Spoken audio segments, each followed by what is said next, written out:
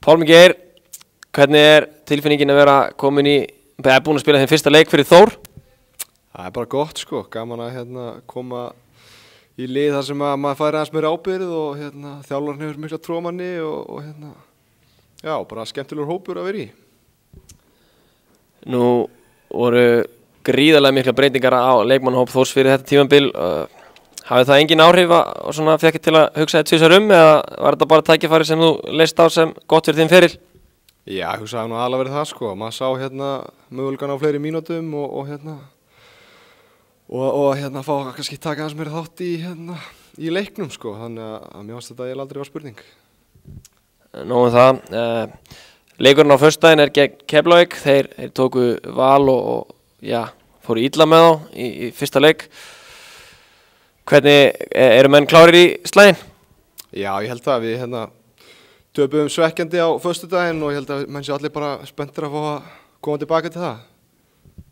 Já, Pálmi, er Hjalti búinn að undirbúa ykkur vel í þessari viku?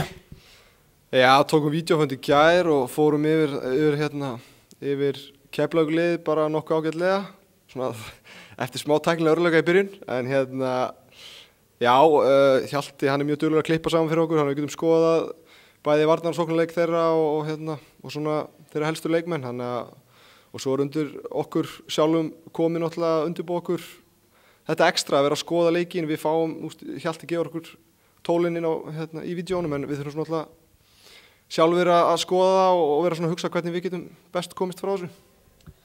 Nú er þetta fyrsti heimaleikur vetrarins, þú mættir tvisvar á síðust tímabili, spilaðir með þínu heimaliði Tindastól, troðfull höll, svona næstu því. Viltu ekki bara fá álíka stemningu á þessum tveimur leikjum?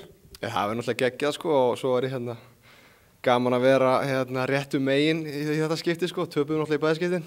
Þannig að ef það verður svona stemning þá hef ég engar ágjörð á svona leik sko. Ef ekki segja að þú sitt að skora á Mjölnismenn að fjölmenna á pallana?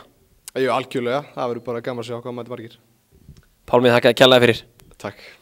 Ekki bara sáttur, heldur himinlifandi á dekkjum frá Yokohama. Þú fær Yokohama dekkin hjá dekkjahöllinni og á dekkjahöllin.is.